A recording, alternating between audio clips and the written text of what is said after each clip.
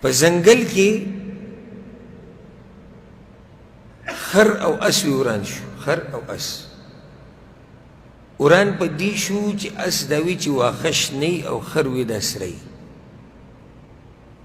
خر خو د دلایل بیانول، اس چې دا مونږ چې خورو او دا وور او دا سری سری. زه یو دلیل هم ستا نه منم، واښه سری. وی خبره چې بیا ډېره ګرمه شوې تللی وي چې باچا صاحب له به ویسو، ځنګل باچا له، ازمري له به ویسو، شیر له به مسله ویسو، هغه له فیصله وکړې.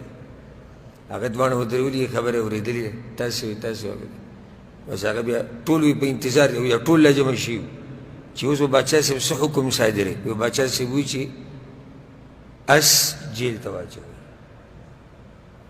اس جیل ته واچوئ. ټول وي په دې خفه شو، باچا صاحب ډېر ظلم دې وکړو. دا خو تا ته هم پته دی چې واښه شنه دي او خر دې پرېښودو، اس دې جیل ته ور واچو. وایي ما ته هم پته ده چې شنه دي، خو دا سزا دله په دې ورکوم چې ده ته چا ویلي چې ته خر پوه کوه.